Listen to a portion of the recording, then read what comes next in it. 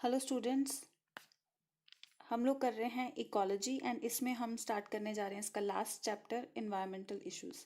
Environmental issues में हम लोग देख रहे हैं ह्यूमन पॉपुलेशन साइज। मैं स्टार्ट कर रही हूँ चैप्टर।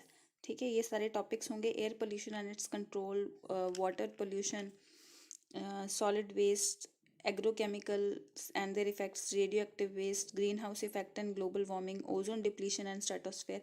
ये सारे इसमें टॉपिक्स होंगे।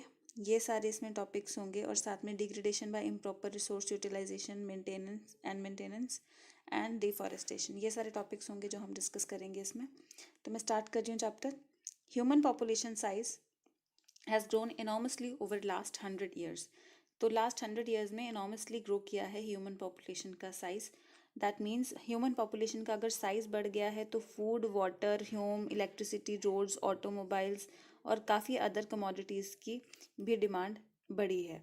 ठीक है, सो दीज डिमांड्स, ये डिमांड्स की वजह से अब नेचुरल रिसोर्सेज भी जो हमारे पास अवेलेबल हैं उनकी भी काफ़ी ज़्यादा, हम कह सकते हैं, यूटिलाइजेशन शुरू हो गया है।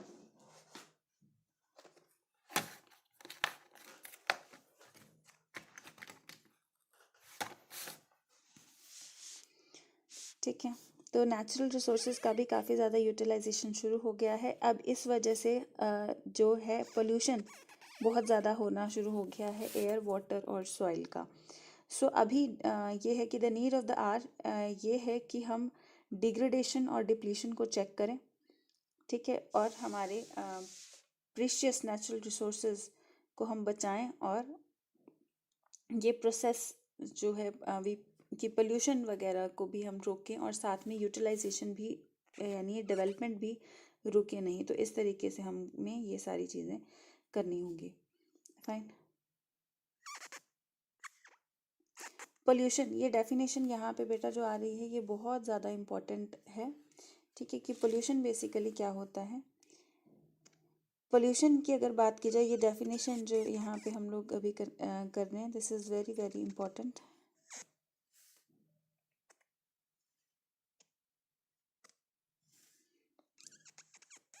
पोल्यूशन जो है, it is any undesirable change, कोई भी undesirable change in physical, chemical और biological characteristics of air, land, water और सॉइल। ठीक है, ये डेफिनेशन आ जाती है पोल्यूशन की कि पोल्यूशन क्या चीज़ है। It is an undesirable change in physical, chemical और biological characteristics of air, land, water and soil. Fine. और पोल्यूटेंट्स क्या होते हैं? पोल्यूटेंट्स उन एजेंट्स को हम लोग बोल देते हैं that the agents that bring about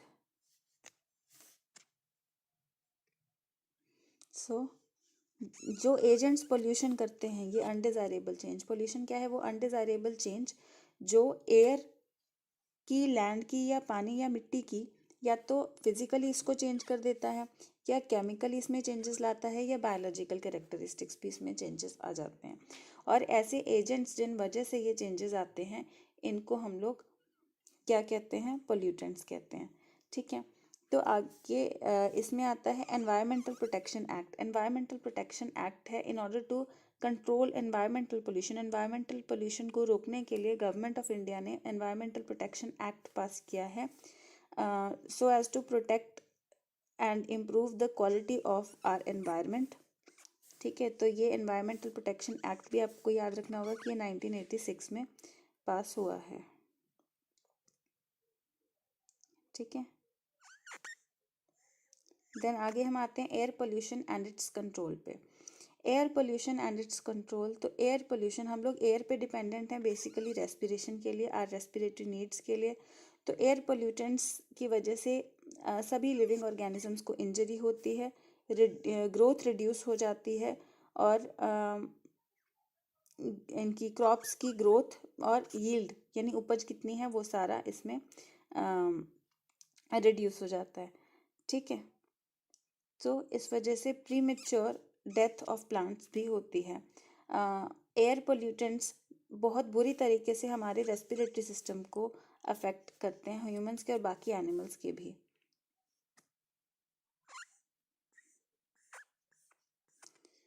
अब हार्मफुल इफेक्ट्स इनके डिपेंड करते हैं कि इनका कितना कंसंट्रेशन है, पोल्यूटेंट्स का, कितना देर तक कोई ऑर्गेनिजम्स इनसे एक्सपोज रहते हैं, ठीक है। तो इन सब चीज़ों पे इनका हार्मफुल इफ़ेक्ट डिपेंड करता है। किन चीज़ों पे? कंसंट्रेशन कितना है पोल्यूटेंट का, कितनी देर के लिए हम एक्सपोज हो रहे हैं, ये सारी चीज़ डिपेंड करती है। फिर आगे हम बात कर रहे हैं कुछ हम ऐसे इंस्ट्रूमेंट्स की आगे बात करेंगे जिनसे ये जैसे हमें पता है कि जो थर्मल पावर प्लांट्स, कुछ इंडस्ट्रीज हो गई, कुछ स्मेल्टर्स, थर्मल पावर प्लांट्स, इन वजह से इनसे पोल्यूशन बहुत ज़्यादा होता है, ठीक है। तो ये काफ़ी पार्टिकुलेट मैटर यानी स्मोकी मैटर जो होता है कुछ वैसा पार्टिकुलेट मैटर भी ये रिलीज करते हैं along with the air pollutants, ठीक है। एयर और सॉलिड पोल्यूटेंट, ये सॉलिड भी पार्टिकुलेट मैटर यानी सॉलिड मैटर होता है, बहुत ही छोटे साइज के सॉलिड पार्टिकल्स होते हैं जो इस एयर के साथ ही रिलीज हो जाते हैं। इनको अगर हम रिस्पायर करें तो ये हमारे रेस्पिरेटरी ट्रैक्ट के लिए बहुत हार्मफुल होते हैं। लेकिन ये हार्मफुल चीज़ों के अलावा ये कुछ नाइट्रोजन, ऑक्सीजन जैसी गैसेस भी रिलीज करता है। अब इन पोल्यूटेंट्स को हमें नेचुरल गैसेस जो हार्मलेस गैसेस हैं इनसे पहले निकालना चाहिए before releasing these poisonous gases into the nature. तो इन चीज़ों के लिए यहाँ पे ये दो इंस्ट्रूमेंट्स जो हैं स्क्रबर और इलेक्ट्रोस्टैटिक प्रेसिपिटेटर, ये दो इस्तेमाल होते हैं यहाँ पे। बेसिकली स्क्रबर में क्या होता है, स्क्रबर में आप देख रहे हैं जैसे थर्मल पावर प्लांट्स में भी आपको पता है उनका धुआं वगैरह आता है, और इवन कि अगर हम बठिंडा के थर्मल पावर प्लांट जहाँ पे हम हैं इसकी भी बात करें तो काफ़ी साल पहले जैसे लगा था, अभी तो जैसे थर्मल बंद ही हो रहा है चलो, तो वैसे ये थर्मल पावर प्लांट जब लगा था उसके कुछ टाइम बाद इसका फिल्टर्स ख़राब हो गए थे, लेकिन बाद में तक अभी तक इसको सही नहीं किया गया था ढंग से, और यहाँ पे फिर इसीलिए लोगों को काफ़ी रेस्पिरेटरी प्रॉब्लम्स हो रही थी। तो यहाँ पे ये आप देख रहे हैं कि जो डर्टी एयर फैक्ट्री से या कहीं से भी निकलती है तो ये इस तरीके से जब रिलीज़ हो रही है और यहाँ से इस रूट से जब ये बाहर जाएगी उससे पहले इस पर्टिकुलर यहाँ पे हम लोग यहाँ से पानी इसमें स्प्रे कर सकते हैं। पानी इसमें हम स्प्रे कर सकते हैं, पानी से भी बेहतर रहेगा लाइम वाटर पानी में डाल के अगर हम इसको स्प्रे करें तो उससे बेसिकली क्या हो जाता है, जो भी डस्ट पार्टिकल्स फॉर एग्जांपल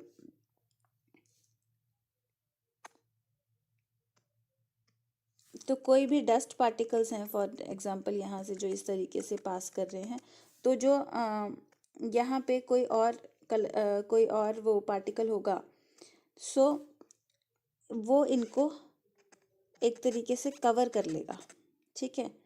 तो वो इन पार्टिकल्स को काफ़ी हद तक कवर कर लेगा। तो एक तरीके से पानी जब इसको कोटिंग कर लेगा तो पानी लेके बैठ जाएगा इसको। ये क्या मैकेनिज्म है, बेसिकली आप लोगों ने देखा होगा कई बार पोल्यूशन बहुत ज़्यादा हो रखा होता है किसी रीज़न की वजह से, ठीक है। बट जैसे दिवाली के बाद काफ़ी ज़्यादा पोल्यूशन हो जाता है तो उसके बाद जब बारिश हो जाती है तो वो आसमान हमें साफ़ दिखाई देने लग जाता है, एटमॉस्फेयर साफ़ दिखाई देने लग जाता है, बिकॉज वो पानी जो बारिश के तौर पे गिरा है वो पानी की ड्रॉपलेट्स में मिट्टी भी सेटल हो गई है, मिट्टी उन्होंने पकड़ के सेटल कर ली है, एक तरीके से नीचे सेटल कर दी। तो ये कुछ वैसे ही मैकेनिज्म लिया जाता है कि जैसे ही वहाँ से पार्टिकुलेट मैटर पास करेगा हम लोग वाटर स्प्रे वहाँ पे लगा देते हैं, जिस वजह से वो पानी सॉलिड पार्टिकल को काफ़ी हद तक सेटल कर देता है, ठीक है। तो ये स्क्रबर का मैकेनिज्म होता है। तो this was the mechanism of this particular scrubber. तो एक और इंस्ट्रूमेंट है इलेक्ट्रोस्टैटिक प्रेसिपिटेटर। इसमें आप देख सकते हैं इलेक्ट्रोस्टैटिक प्रेसिपिटेटर में बेसिकली क्या होता है। इलेक्ट्रोस्टैटिक प्रेसिपिटेटर में ये हम यहाँ पे ये आप ये लगी हुई ये प्लेट्स देख पा रहे हैं, ठीक है। तो ये जो प्लेट्स हैं बेसिकली, तो ये प्लेट्स एक्चुअली मेटल की हैं जैसे, ठीक है। ये कलेक्शन प्लेट्स होती हैं एक तरीके से। तो ये कलेक्शन प्लेट्स होती हैं बेसिकली। तो यहाँ से जब ये डर्टी एयर इधर जा रही थी तो इनको हमने क्या किया, यहाँ पे हमने एक डिस्चार्ज कोरोना, ये कोरोना वायरस वाला नहीं है, तो डिस्चार्ज कोरोना यानी कि हमने यहाँ पे डिस्चार्ज किए कुछ पार्टिकल्स जिनकी वजह से ये यहाँ पे एक्चुअली क्या होता है, ये वायर्स होती हैं यहाँ पे, ये वाली जो क्रॉस सेक्शन है वायर का क्रॉस सेक्शन है ये, ठीक है। तो ये वायर का क्रॉस सेक्शन है, जिससे ये वायर नेगेटिवली चार्ज वायर है और ये आसपास इलेक्ट्रॉन्स छोड़ रही है। तो इलेक्ट्रॉन्स छोड़ेगी तो इलेक्ट्रॉन्स इन पार्टिकल से जाके चिपक जाएंगे। तो इलेक्ट्रॉन्स जब इन पार्टिकल से जाके चिपक जाएंगे तो ये पार्टिकल्स, जो डस्ट पार्टिकल्स हैं, ये सारे भी नेगेटिवली चार्ज हो जाएंगे। और ऊपर से हम यहाँ पे आगे आगे क्या चीज़ आ रही है, आगे है कलेक्शन प्लेट्स। आगे है कलेक्शन प्लेट्स, ये सारे चेंज हो जा रहे हैं। आगे है ये कलेक्शन प्लेट्स, ठीक है। ये कलेक्शन प्लेट्स जो हैं बेसिकली ये कलेक्शन प्लेट्स पॉजिटिवली चार्ज होती हैं। अब ये पार्टिकल्स नेगेटिवली चार्ज होने की वजह से ये पॉजिटिवली चार्ज प्लेट्स की तरफ चिपक जाएंगे। और यहाँ पे आप देख सकते हो, ये पोजीशन पे दिखाया गया है कि ये पार्टिकल कैसे इस कलेक्शन प्लेट के साथ चिपक गया है, ठीक है। तो इस तरीके से इलेक्ट्रोस्टैटिक प्रेसिपिटेटर जो है वो सफाई यहाँ पे कर देता है। तो ये दो मेथड्स होते हैं, स्क्रबर के और इलेक्ट्रोस्टैटिक प्रेसिपिटेटर के। तो वही चीज़ यहाँ पे नीचे वही लिखा हुआ है कि काफ़ी मेथड्स होते हैं पार्टिकुलेट मैटर को रिमूव करने के लिए। मोस्टली इलेक्ट्रोस्टैटिक प्रेसिपिटेटर ज़्यादा इस्तेमाल होता है। ये 99% पार्टिकुलेट मैटर को रिमूव कर देता है। और इसमें इलेक्ट्रोड वायर्स होती हैं जिनको काफ़ी 1000 वोल्ट्स पे मेंटेन किया जाता है, जो कि विच प्रोड्यूस अ कोरोना, यानी कि चार्ज प्रोड्यूस करना। कोरोना हेयर मींस चार्ज, जो एक चार्ज सा प्रोड्यूस करते हैं और जिसमें इलेक्ट्रॉन्स होते हैं। ये इलेक्ट्रॉन्स डस्ट पार्टिकल्स के साथ चिपक जाते हैं और उनको नेगेटिवली चार्ज बना देते हैं। और आगे कलेक्टिंग प्लेट्स जो ग्राउंडेड होती हैं विच आर पॉजिटिवली चार्ज, तो वो इन नेगेटिवली चार्ज पार्टिकल्स को अट्रैक्ट करती हैं और वहाँ पे ये फिर पार्टिकल्स रुक जाते हैं। दूसरी तरफ स्क्रबर, स्क्रबर जैसे मैंने आपको बता ही दिया, ठीक है।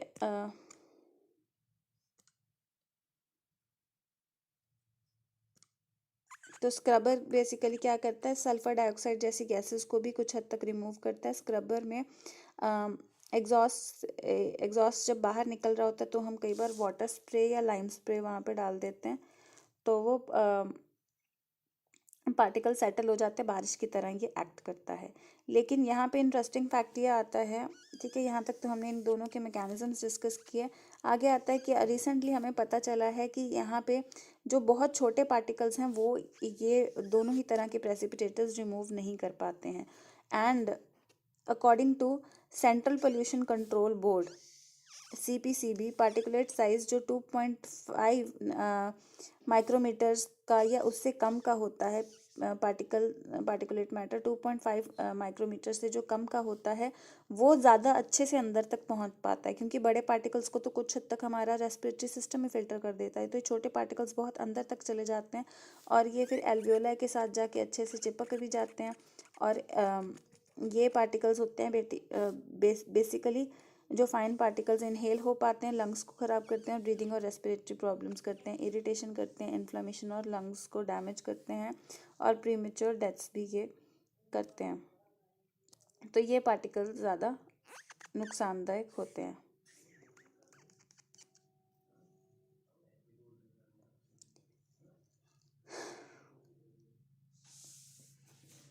ठीक है। तो ऑटोमोबाइल्स जो होते हैं, ऑटोमोबाइल्स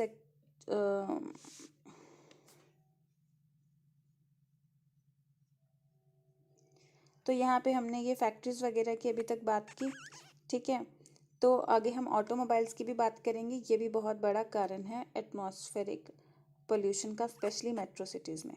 तो हम अब इनके बारे में स्टार्ट करते हैं।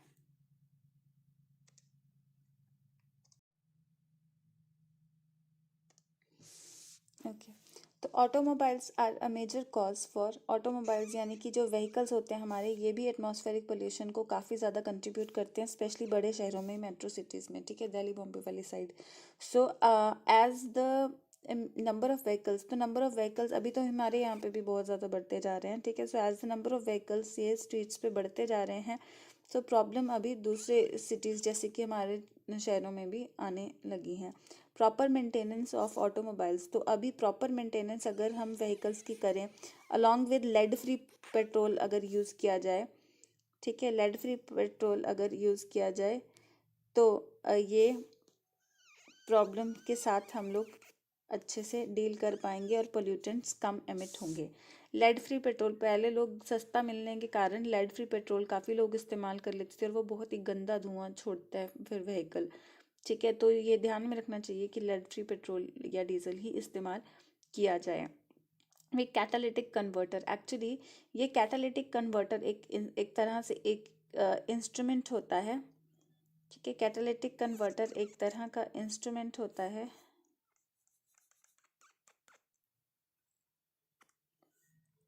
कैटालिटिक कन्वर्टर ये व्हीकल्स में लगता है। ये काफ़ी एक्सपेंसिव मेटल्स इसमें होते हैं, जैसे कि प्लैटिनम, पैलेडियम और रोडियम। ये एक्चुअली कैटलिस्ट का काम करते हैं। ये कैटलिस्ट किस चीज़ के लिए काम करते हैं? ये ऑटोमोबाइल्स में यानी व्हीकल्स में होते हैं और ये पॉइजनस गैसेस की एमिशन, जो एक्चुअली जो धुआं गाड़ियाँ छोड़ती हैं, तो उसमें से पॉइजनस गैसेस की एमिशन को ये रोकता है। ठीक है, तो जैसे ही ये कैसे रोकता है, जैसे ही इसका धुआं एग्जॉस्ट यानी धुआं इसका कैटालिटिक कन्वर्टर से पास होकर के निकलता है, तो इसमें जो अनबर्न्ड हाइड्रोकार्बन्स होते हैं उनको ये कार्बन डाइऑक्साइड और वाटर में कन्वर्ट कर देता है। ठीक है, तो अनबर्न्ड होंगे या पार्शली बर्न्ड होंगे तो कार्बन मोनोऑक्साइड और नाइट्रिक ऑक्साइड निकलेगी। नाइट्रिक ऑक्साइड बहुत जहरीली होती है और कार्बन मोनोऑक्साइड भी काफ़ी पॉइजनस होती है। तो नाइट्रिक ऑक्साइड, जो कि actually nitric oxide acid rain जैसी प्रॉब्लम में भी कंट्रीब्यूट कर रही है। नाइट्रिक ऑक्साइड और सल्फर डाइऑक्साइड, ये दो सबसे ज़्यादा पॉइजनस गैसेस एयर पोल्यूशन में होती हैं।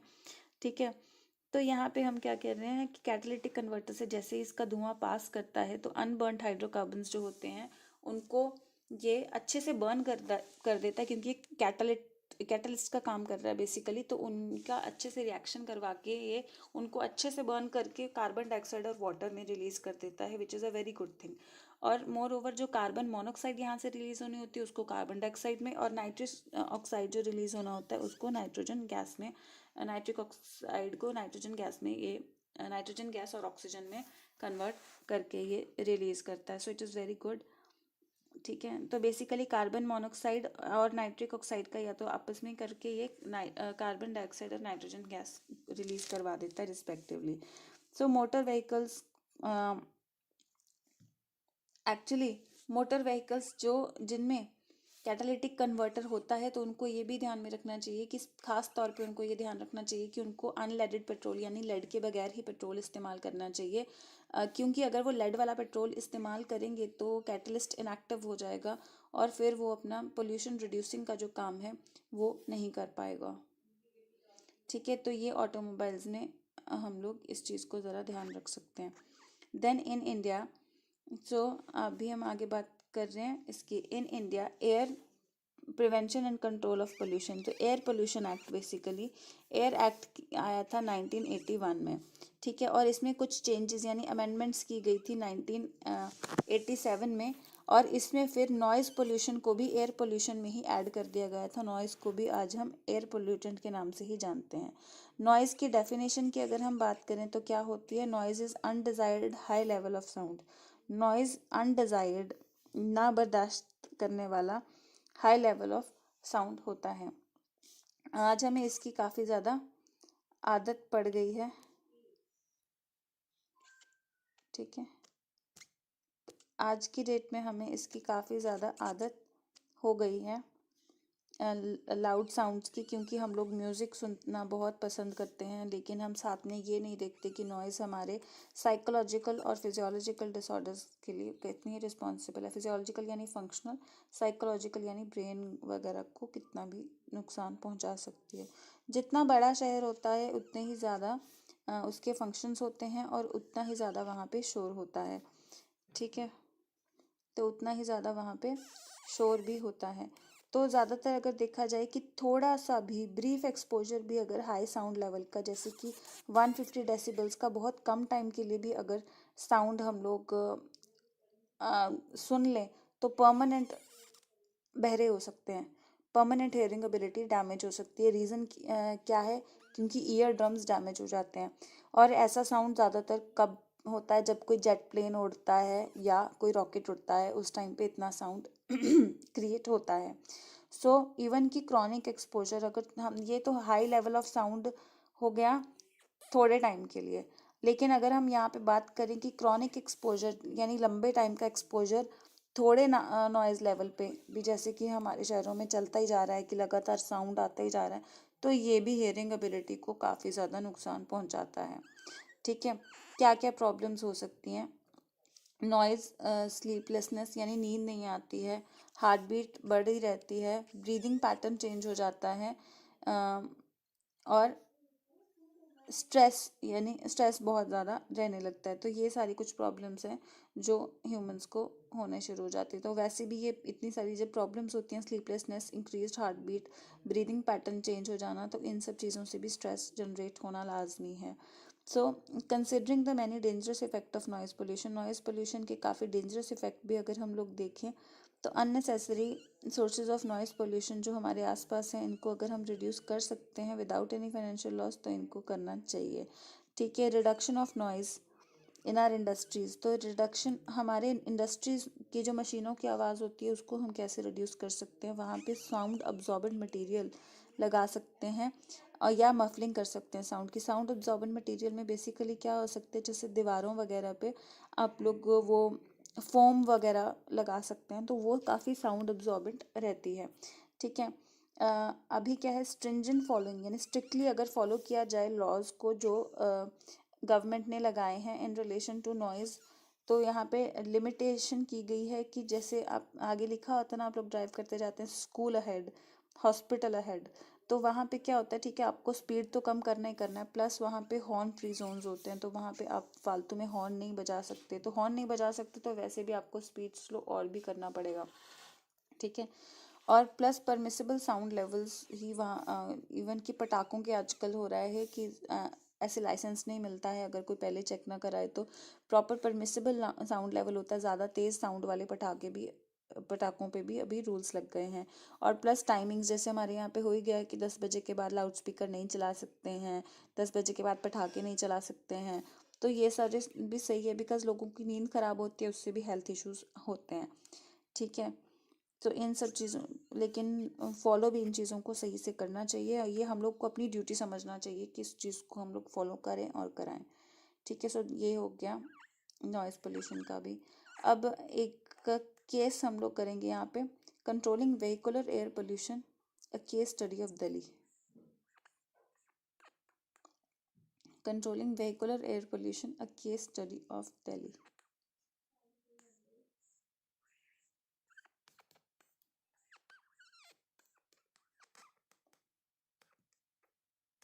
ठीक है, अब दिल्ली का वेहिकुलर ट्रैफिक बहुत ज़्यादा है। ठीक है, आप नॉर्मली सोच लो कितना डिस्टेंस कवर करना चाह रहे हो आप 10 मिनट में दिल्ली में, उसमें नियरली आधा घंटा लगेगा। ठीक है, तो बहुत ज़्यादा क्योंकि ट्रैफिक है। तो इतना with its very large population of vehicular traffic, Delhi leads the country in its level of air pollution. तो ट्रैफिक कितना है तो ऑब्वियसली एयर पोल्यूशन भी बहुत ज़्यादा होगा।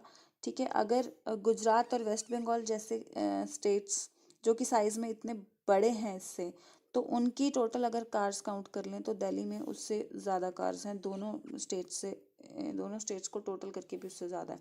तो 90s में जो अगर रैंकिंग जो हुई, तो Delhi was fourth among the 41 most polluted cities of the world. 41 most polluted cities of the world count की गई, तो उसमें दिल्ली स्टूड फोर्थ। ठीक है, इन 1990s। तो एयर पोल्यूशन इतना ज़्यादा सीरियस हो गया दिल्ली का कि एक PIL फाइल की गई, यानी पब्लिक इंटरेस्ट लिटिगेशन फाइल की गई सुप्रीम कोर्ट ऑफ इंडिया में। सो फिर सुप्रीम कोर्ट ने काफ़ी स्ट्रांगली सेंसर किया और डायरेक्शंस दी कि अप्रोप्रिएट मेजर्स लेने चाहिए स्पेसिफिक टाइम पीरियड में। उन्होंने कहा कि इस चीज़ को कंट्रोल करना है। उन्होंने गवर्नमेंट्स को एंड ऑफिशियल्स को ये हिदायतें दी कि ये स्पेसिफिक टाइम पीरियड में अप्रोप्रिएट मेजर्स लेकर के इस चीज़ को कंट्रोल किया जाए।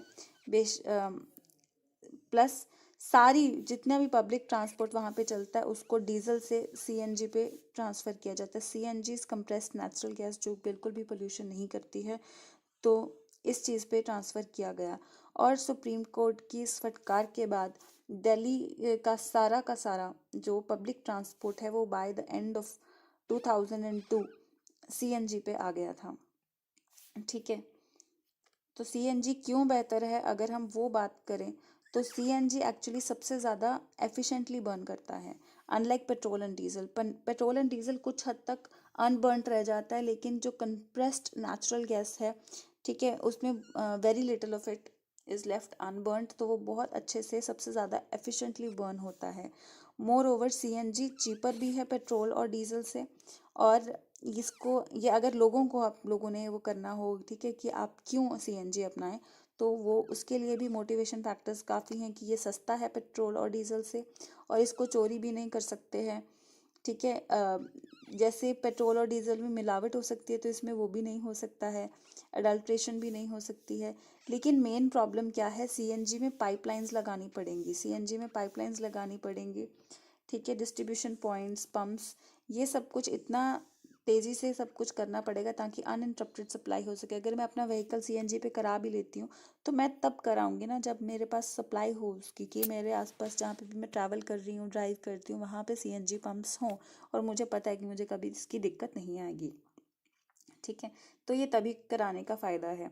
साइमल्टेनियसली पैरेलल स्टेप्स, तो ये सीएनजी के में सारी फ्लीट करने के अलावा साइमल्टेनियस स्टेप्स और क्या लिए गए कि वेहिकुलर पोल्यूशन कम करने के लिए, कि phasing out of old vehicles. ये आप लोग जानते ही होंगे कि दिल्ली में कुछ ही टाइम बाद कि आपको होता है कि नियरली आई थिंक 5 और 10 years, I think, I am not sure, तो उसके बाद आप कार नहीं सेम यूज़ कर सकते, क्योंकि जितना व्हीकल पुराना हो जाता है वो और ज़्यादा पोल्यूशन करना शुरू कर देता है। प्लस अनलेडेड पेट्रोल के लिए स्ट्रिक्ट लॉज बन गए, लो सल्फर पेट्रोल और डीजल के लिए लॉज बन गए, कैटालिटिक कन्वर्टर्स के लिए बन गए कि कंपलसरी है, ठीक है। अब application of stringent pollution level norms for vehicles, तो व्हीकल्स के लिए स्ट्रिक्ट लॉज बन गए कि उन्होंने किस तरीके के व्हीकल्स तैयार करने हैं, ठीक है, पोल्यूशन के लिए स्ट्रिक्ट लॉज बन गए हैं। तो ये सब चीज़ काफ़ी मदद कर रही है। अब government of India through a new auto fuel policy, government of India ने ऑटो फ्यूल पॉलिसी के लिए एक नई ऑटो फ्यूल पॉलिसी तैयार की है, और एक रोड मैप, एक प्लान तैयार किया है, यानी कि वेहिकुलर पोल्यूशन कम करने के लिए इंडियन सिटीज़ में ज़्यादा stringent norms, strict norms for fuels है, बेसिकली सल्फर और एरोमेटिक कंटेंट पेट्रोल और डीजल में कम करना। यूरो 3 नॉर्म्स लगाए गए हैं। यूरो 3 नॉर्म्स का क्या मतलब है कि सल्फर 350 ppm होगा डीजल में, 350 से ज़्यादा नहीं होना चाहिए, और 150 ppm से ज़्यादा नहीं होना चाहिए पेट्रोल में। एरोमेटिक हाइड्रोकार्बन्स को 42% होगा कंसर्न फ्यूल का, इससे ज़्यादा नहीं होना चाहिए, ठीक है। एरोमेटिक यानी जो चीज़ वेपराइज हो सकती है, ठीक है, एरोमा मतलब स्मेल होता है बेसिकली, तो जो चीज़ वेपराइज हो सकती है उसकी स्मेल आती है। So the goal according to the road map, तो गोल बेसिकली क्या है इस सारे प्लान का, कि सल्फर 50 ppm से कम रह जाए फाइनली पेट्रोल एंड डीजल में,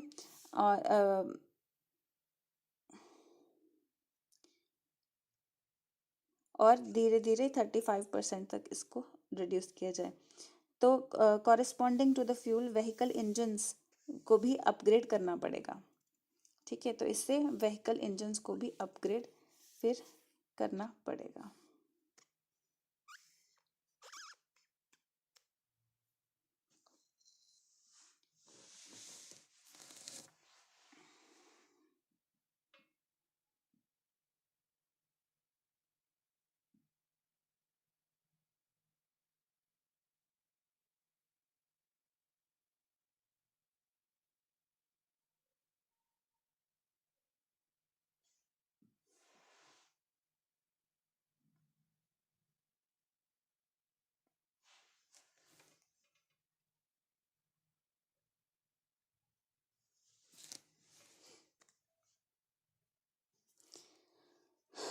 ओके, तो मास इमिशन स्टैंडर्ड्स भारत 2, तो हम कह रहे हैं यूरो 3 है ना। यूरो क्या मतलब, एक्चुअली ये यूरोप में लगाए गए थे पहले, तो यूरो 3 नॉर्म्स उस हिसाब से हैं, लेकिन यहाँ पे फिर हमने नाम दे दिया इनको Bharat stage 4 and Bharat stage 3 and all.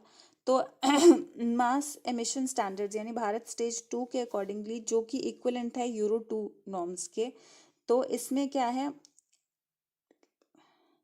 तो ये जो भारत टू जो हमने पीछे यूरो 2 नॉर्म्स की बात की, ये अभी कहीं भी किसी भी सिटी में एप्लीकेबल नहीं है।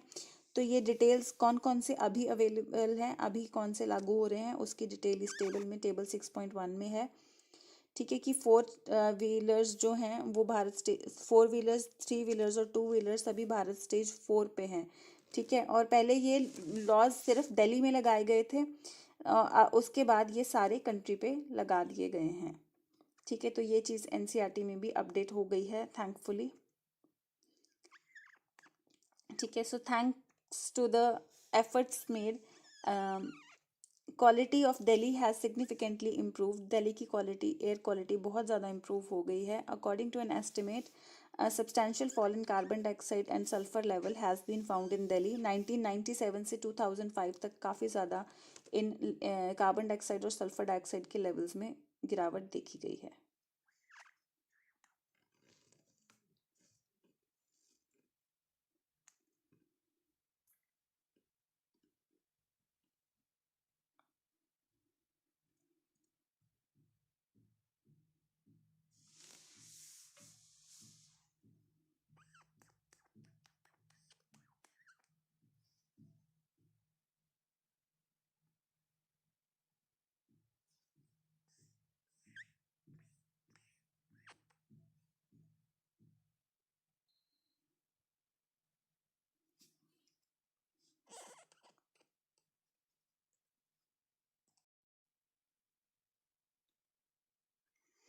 Water pollution and its control. तो water pollution basically human beings ने वाटर बॉडीज़ को भी काफ़ी ज़्यादा मिसयूज़ किया है, अब्यूज़ किया है, पानी को गलत इस्तेमाल किया है उसका, और उसमें वेस्ट डालना तक शुरू कर दिया है। ठीक है, उनको लगता है कि पानी, हम लोग को लगता है कि पानी सब कुछ धो सकता है, लेकिन पानी को ही हम लोग बहुत ज़्यादा ख़राब कर रहे हैं, और ये हमारी लाइफ लाइन है, हमें इस चीज़ को समझना चाहिए, हमारी और बाकी लिविंग ऑर्गेनिजम्स की भी। ठीक है, सो ऐसे ह्यूमन की इन एक्टिविटीज़ की वजह से ponds, lake, stream, river, estuaries, oceans ये बहुत ज़्यादा पोल्यूटेड होते जा रहे हैं काफ़ी वर्ल्ड के पार्ट्स में, स्पेशली इंडिया में। सो ये चीज़ मेंटेन करनी होगी हमें, रियलाइज़ करना होगा कि क्लेanलीनेस, सफाई मेंटेन करनी कितनी ज़्यादा ज़रूरी है। तो इस चीज़ की रियलाइजेशन में water act, water prevention and control of pollution act 1974 में लिया गया। तो ये सारे ईयर आपको इनके याद करने पड़ेंगे बेटा। ठीक है, तो ये इसमें भी रूल्स बनाएंगे कि वाटर पोल्यूशन को हम लोग कैसे कंट्रोल कर सकते हैं। तो domestic sewage and industrial effluents, domestic यानी घरेलू वेस्ट जो आता है, एंड देन इंडस्ट्रियल एफ्लुएंट्स जो इंडस्ट्री से आता है। तो जैसे हम as we work with water in our homes, तो हम जैसे पानी के साथ काम करते हैं अपने घरों में, शहरों में, टाउन्स में, हर जगह, तो हम सब कुछ नालियों में एक तरीके से फ्लो करा देते हैं। ठीक है, तो सीवेज से जाता है, विलेजेस से भी जाता है। तो क्या आप लोगों ने कभी सोचा है कि ये सीवेज का बेसिकली जा कहाँ रहा है? तो हो सकता है ये नियरेस्ट रिवर में जाके उसमें मिक्स हो रहा हो, या क्या हो रहा है, ये क्या हम लोग को सोचते हैं हम लोग। ठीक है, ये चीज़ देखना पड़ेगा। तो रिवर्स में भी अगर हम देखें, तो अगर सिर्फ 0.1% भी इम्प्योरिटीज़ अगर रिवर में हो, तो ये इसका पानी अनफिट फॉर ह्यूमन कंजम्पशन हो जाएगा, और गंदगी भी उधर ही डाले जा रहे हैं, है ना। सो सीवेज ट्रीटमेंट के बारे में हम लोग पढ़ चुके हैं चैप्टर 10 में। ठीक है, तो सॉलिड वेस्ट रिलेटिवली इजी होता है रिमूव करने के लिए, उसको फिल्ट्रेशन वगैरह कर सकते हैं। सबसे ज़्यादा जो डिफ़िकल्ट है रिमूव करना, वो होते हैं डिज़ोल्व्ड सॉल्ट्स एंड जैसे कि नाइट्रेट्स, फॉस्फेट्स वगैरह। ठीक है, और बाकी न्यूट्रिएंट्स, कुछ टॉक्सिक मेटल आयंस और ऑर्गेनिक कंपाउंड्स। घरेलू वेस्ट, अगर डोमेस्टिक सीवेज वेस्ट की बात की जाए, तो इसमें ज़्यादातर बायोडिग्रेडेबल ऑर्गेनिक मैटर होता है, जो कि बैक्टीरिया वगैरह और बाकी माइक्रो ऑर्गेनिजम्स ईजिली डिकम्पोज कर देते हैं। ठीक है, तो हम लोग सीवेज मैटर कितना गंदा है कि बायोलॉजिकल ऑक्सीजन डिमांड मेजर करके कर सकते हैं, ये आप लोग जानते हैं। उसमें चैप्टर में ही हमने किया था कि बीओडी जो होता है, जितना ज़्यादा होता है उतना ज़्यादा पानी गंदा होता है, और जितना कम होता है उतना ज़्यादा पानी साफ़ होता है। ठीक है, बीओडी वो होता है जितना ऑक्सीजन बैक्टीरिया को लग रहा है उसकी सफाई में। ठीक है, तो यहाँ पे हम लोग ने एक डायग्राम देखते हैं। ये फ्लो चार्ट जो आप लोग को दिखाई दे रहा है, इसमें यही दिखाया गया है कि जो डिज़ोल्व्ड ऑक्सीजन लेवल पहले बहुत हाई है, ठीक है, पहले बहुत हाई है जब सफाई है, लेकिन ये वो पॉइंट है, ये वो पॉइंट है जहाँ पे सीवेज इसमें डिस्चार्ज कर दिया गया है। तो डिज़ोल्व्ड ऑक्सीजन जैसे सीवेज डिस्चार्ज कर दिया तो डिज़ोल्व्ड ऑक्सीजन बहुत नीचे हो गई है, ठीक है। और दूसरी तरफ अगर देखा जाए तो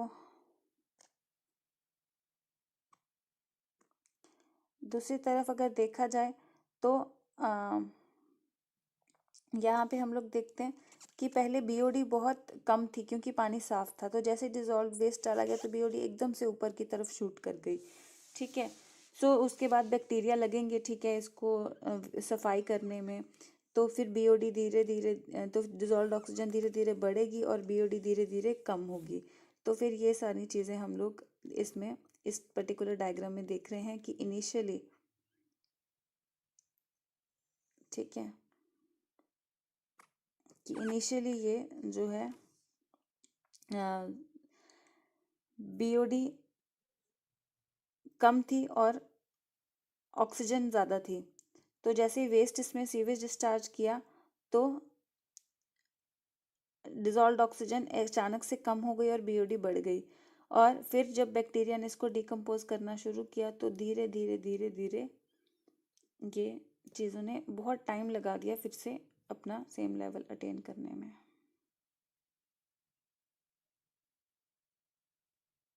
बस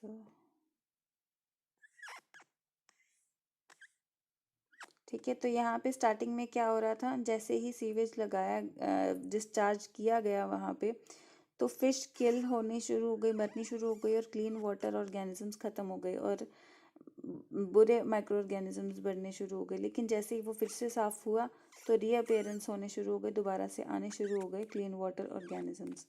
तो ये कंपोजिशन वेस्ट वाटर की दिखाई जा रही है कि अगर 0.1% से भी ज़्यादा, थोड़ा सा भी 0.1% तक भी हो तो वेस्ट वैसा पानी अनफिट हो जाता है ह्यूमन कंजम्पशन के लिए।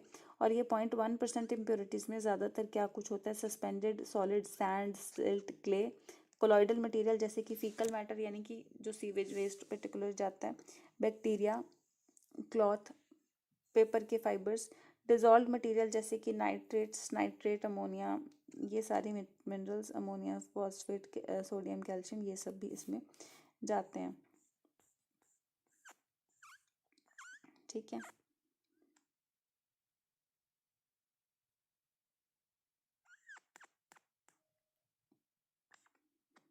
ये चीज़ हम डिस्कस कर ली हमने डायग्राम से ही, ठीक है। तो आगे हम लोग डिस्कस कर रहे हैं presence of large amounts of nutrients.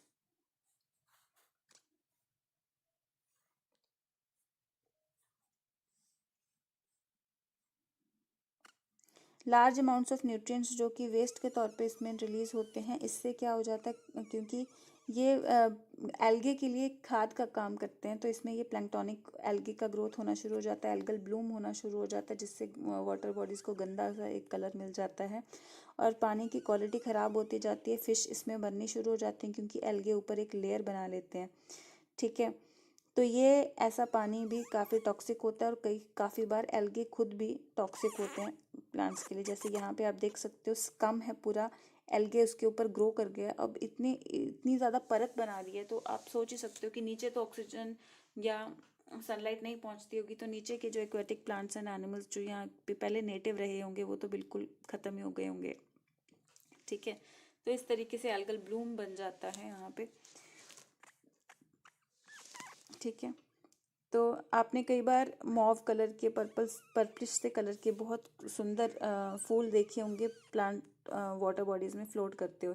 ये वही इशोर्निया क्रासिपस या वाटर हाइसिंथ के प्लांट्स होते हैं। इनके बारे में मैं आपको फर्स्ट चैप्टर में भी बताया था कि इनको दोबारा से बता रही हूँ कि इनको लाया गया था फॉरेन कंट्री से because of the beautiful flowers, लेकिन ये इतना तेज़ी से ग्रो करता है कि इन्होंने बंगाल में लाया गया था सबसे पहले, इतनी तेज़ी से इन्होंने पॉन्ड्स को कवर कर दिया, ठीक है। और उनके अंडरनीथ जो पॉन्ड का ऊपर का सरफेस एरिया कवर कर लिया और उनके नीचे के जो अपने native aquatic plants and animals थे उनको ख़त्म कर दिया, तो एक तरीके से आतंक मचा दिया वहाँ पे। तो ये टेरर ऑफ बंगाल बन गया था।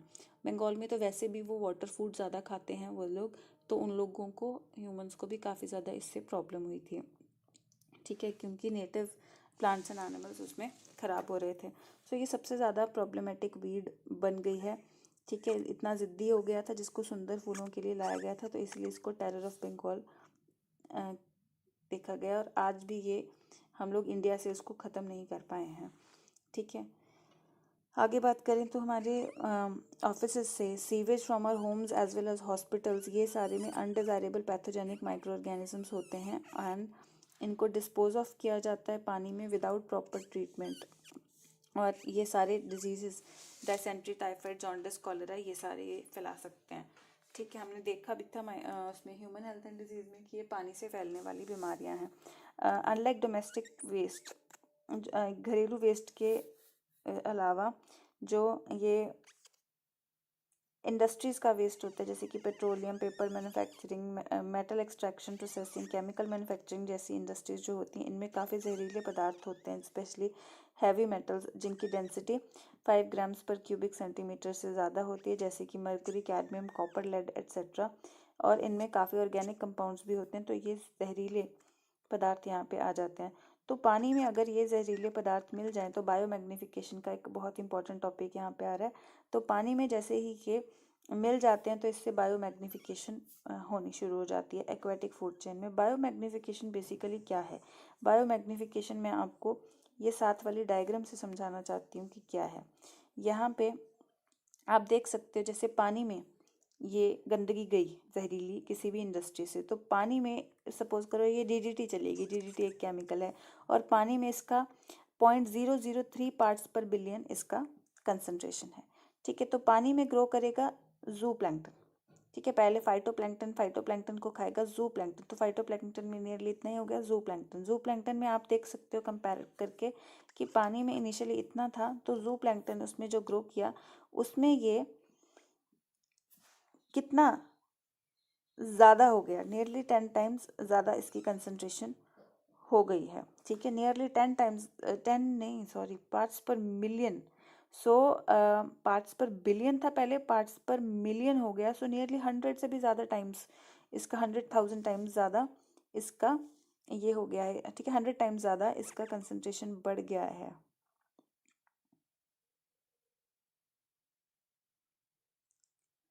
बिलियन और मिलियन और ये जीरो, तो 1000 टाइम्स, सॉरी 1000 टाइम्स ज़्यादा इसका कंसंट्रेशन अगले, तो पानी में ये इतना था 0.003, और जू प्लैंक्टन में इतना ज़्यादा कंसंट्रेशन इसका हो गया है। अब जू प्लैंक्टन को आगे खाएगी छोटी फिश, तो छोटी फिश में भी आप देखो, छोटी फिश में ये नियरली 10 टाइम्स बढ़ गया है, ठीक है। तो 0.5 ppm छोटी फिश में ये हो गया है। तो छोटी फिश को खाएगी बड़ी फिश, तो बड़ी फिश में भी देखो कितना बढ़ गया है, ये 2 ppm हो गया इसका, 4 टाइम्स। स्मॉल फिश का 4 टाइम्स हो गया है लार्ज फिश में, ठीक है। अब लार्ज फिश को भी आगे क्या है, लार्ज फिश या स्मॉल फिश, तो फिश को फाइनली खाती हैं ये बर्ड्स, फिश ईटिंग बर्ड्स, जो अलग अलग तरह की छोटी से ही जो अलग अलग तरह की फिश को खाती हैं। तो ये यहाँ पे इनमें आप देख सकते हो कि टॉप पे है इस फूड चेन के, तो इस टॉप पे फूड, क्योंकि काफ़ी सारी फिश खाएंगी, तो इसमें 25 ppm आप देख सकते हो, ये लार्ज फिश से भी कितना ज़्यादा हो गया है, ये नियरली मोर देन 12 टाइम्स, ठीक है, ज़्यादा हो गया फिश ईटिंग बर्ड्स में। अब इन फिश ईटिंग बर्ड्स को इससे क्या दिक्कत आती है, इसमें क्या हो गया, डीडीटी कंसंट्रेशन पानी में रिलीज हुआ था सिर्फ इतना 0.003 ppb, बहुत कम है, पार्ट्स पर बिलियन, जो कि आगे आगे फूड चेन में अक्यूमुलेट देखो कैसे होता जा रहा है, और हर ट्रॉफिक लेवल के साथ इसका कंसंट्रेशन बढ़ता जा रहा है। फाइनली फिश ईटिंग बर्ड्स में 25 ppm आ गया है पार्ट्स पर मिलियन, जो कि बहुत ही ज़्यादा कंसंट्रेशन है। तो इनकी बॉडी में इतना ज़्यादा कंसंट्रेशन आने की वजह से अब ये बर्ड्स जब अंडे देती हैं तो अंडे का जो बाहरी शेल होता है वो सही से डेवलप नहीं हो पाता है, तो जिस वजह से ये जब अंडा देती हैं तो अंडा पहले ही टूट जाता है, और इनकी पॉपुलेशन धीरे धीरे इस वजह से बहुत कम होती जा रही है, सही से रिप्रोड्यूस नहीं कर पा रही हैं। तो ये दिक्कत बेसिकली पोल्यूशन की वजह से आ रही है, और सिर्फ इनको नहीं आ रही है, इवन कि ह्यूमंस भी हर उसमें टॉप पे होते हैं हर फूड चेन के। तो ह्यूमंस को बेसिकली इसमें क्या दिक्कत आ रही है, तो ह्यूमंस काफ़ी ज़्यादा इनफर्टाइल हो गए हैं। जैसे आप लोगों ने आजकल वो सिस्ट वगैरह की कितनी ज़्यादा प्रॉब्लम चल रही है गर्ल्स में, तो ये प्रॉब्लम आनी शुरू हो गई है। इनफर्टिलिटी की प्रॉब्लम आनी शुरू हो गई है both in males and females.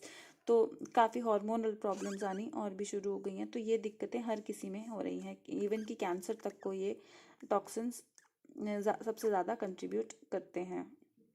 ठीक है, तो सेम चीज़ है जो यहाँ पे लिखी हुई है, तो मैं रीड नहीं करूँगी इससे। ठीक है, then next topic comes out to be eutrophication.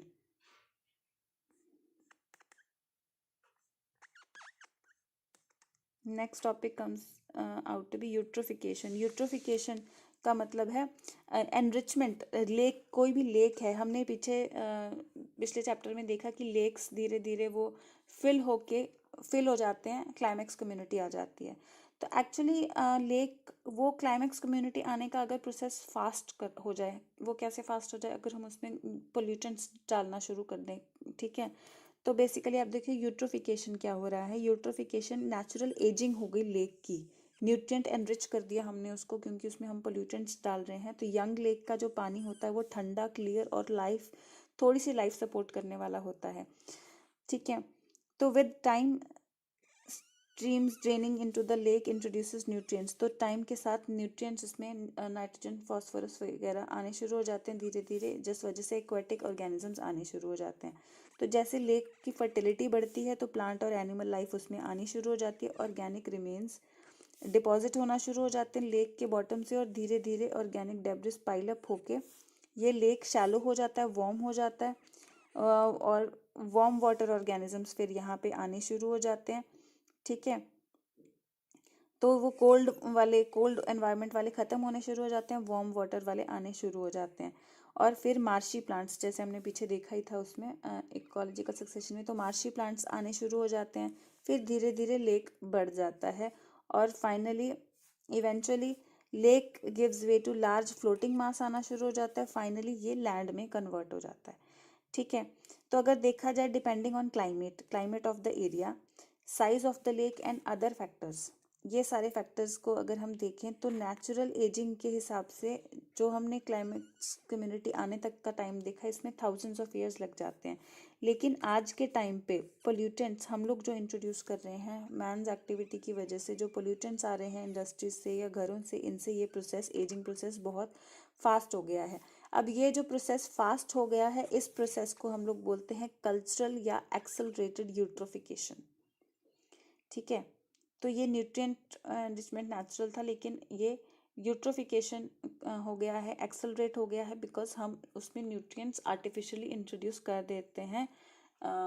Pollutants, industries वगैरह का वेस्ट जब वहाँ पे चला जाता है। तो ड्यूरिंग द पास्ट सेंचुरी में या पिछले सेंचुरी में, यानी कि अगर हम देखें तो काफ़ी लेक्स जो अर्थ के हैं वो सिवियरली यूट्रोफिड हो गए हैं by sewage, agricultural and industrial waste. So prime contaminants यहाँ पे रहते हैं नाइट्रेट्स और फॉस्फेट्स, जो कि प्लांट न्यूट्रिएंट्स का काम करते हैं। ये धीरे धीरे दे ओवर स्टिमुलेट कर देते हैं, ग्रोथ ऑफ एल्गे बढ़ जाता है, और गंदा सा काई जमा हो जाती है, बदबू आती है, पानी से ऑक्सीजन वगैरह ख़त्म हो जाती है, तो एक्वेटिक लाइफ बहुत ज़्यादा डैमेज होती है। ठीक है, तो यहाँ की लोकल पॉपुलेशन फिश की ये सारी ख़त्म होनी शुरू हो जाती है, वाटर डिजॉल्व ऑक्सीजन कंटेंट, क्योंकि ये स्कम ही खींच लेता है। तो लेक एक तरीके से lake is literally choke to death. ठीक है, तो हीटेड वेस्ट वाटर को भी अगर हम लोग इलेक्ट्रिसिटी यूनिट से डालते हैं यहाँ पे, तो उससे भी क्या है, स्टार्टिंग में जल्दी ही वो ठंडे टेम्परेचर पे रहने वाले ऑर्गेनिजम्स जल्दी ही ख़त्म हो जाते हैं। तो थर्मल वेस्ट वाटर से वो जल्दी ख़त्म हो जाते हैं, और नए प्लांट्स एंड फिश जो कि गर्म एरिया में रह सकते हैं वो शुरू हो जाते हैं, इंडिजिनस फ्लोरा एंड फौना, जिससे कि बहुत जल्दी ख़त्म हो जाती है।